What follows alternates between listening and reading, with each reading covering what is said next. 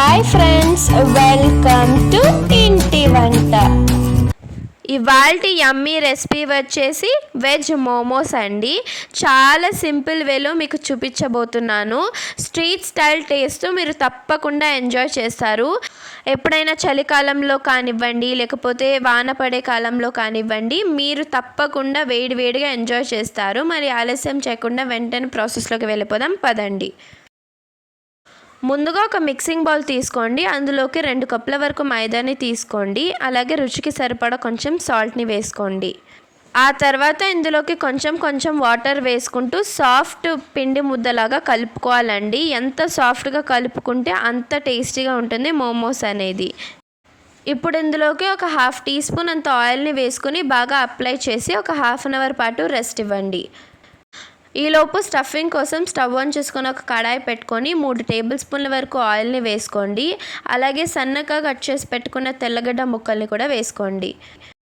ఇప్పుడు ఇందులోకి సన్నగా తురిమి పెట్టుకున్న అల్లంని, అలాగే సన్నగా కట్ చేసి పెట్టుకున్న పచ్చిమిరపకాయల్ని మీ కారానికి తగినట్లుగా వేసుకొని, స్ప్రింగ్ ఆనియన్స్ ఒక 2 టేబుల్ స్పూన్ల వరకు వేసుకొని చక్కగా ఫ్రై చేసుకుంటున్నానండి. ఆ తర్వాత ఇందులోకి సన్నగా కట్ చేసి పెట్టుకున్న 1 కప్పు వరకు క్యారెట్, అలాగే 2 కప్పుల వరకు సన్నగా తురిమి పెట్టుకున్న క్యాబేజీని వేసుకొని ఒక 4-5 నిమిషాలు బాగా ఫ్రై చేసుకోండి.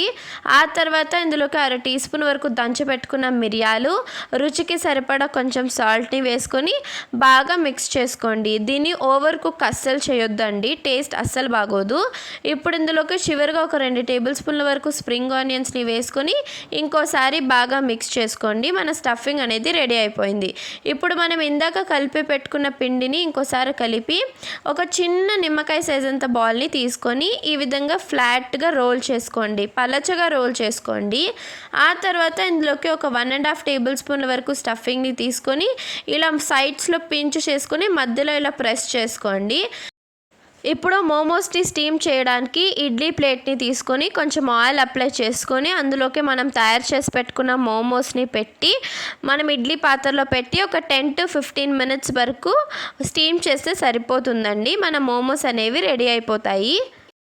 ఇప్పుడు మన మోమోస్ చట్నీ కోసం స్టవ్ ఆన్ చేసుకొని ఒక పాత్ర పెట్టుకొని అందులోకి కొంచెం వాటర్ని వేసి 3 టమాటోస్ని తీసుకుంటున్నానండి. అలాగే ఒక 6-7 ఎండుమిరపకాయల్ని తీసుకుంటున్నానండి. మీ కారానికి తగినట్లుగా తీసుకోండి. ఇప్పుడు ఈ రెండింటిని బాగా ఒక 5 నిమిషాలు బాగా బాయిల్ చేసుకున్న తర్వాత ఈ విధంగా పక్కకు తీసుకోండి. ఒక ప్లేట్లోకి తీసుకొని చల్లారి పెట్టుకున్న తర్వాత ఒక మిక్సీ జార్లోకి ట్రాన్స్ఫర్ చేసుకోండి.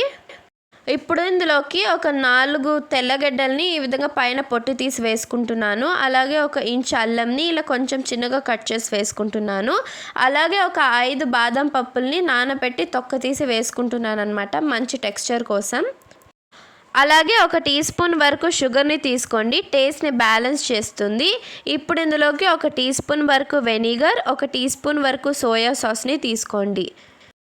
అలాగే రుచికి సరిపడా కొంచెం సాల్ట్ని వేసుకొని స్మూత్ పేస్ట్ లాగా గ్రైండ్ చేసుకోండి ఈ విధంగా. ఆ తర్వాత దీన్ని సర్వ్ చేసేసుకోండి. అంతే అండి, ఎంతో స్పైసీగా అలాగే టేస్టీగా ఉండే మోమోస్ చట్నీ రెడీ అయిపోతుంది. దీన్ని వేడివేడిగా మోమోస్ సర్వ్ చేసుకోండి. ది బెస్ట్ టేస్ట్ అనేది తప్పకుండా ఎంజాయ్ చేస్తారు. దీన్ని ట్రై చేసి ఎలా ఉందో కామెంట్ సెక్షన్లో చెప్పండి. Thank you for watching. Please like, share and subscribe to my channel. Bye bye.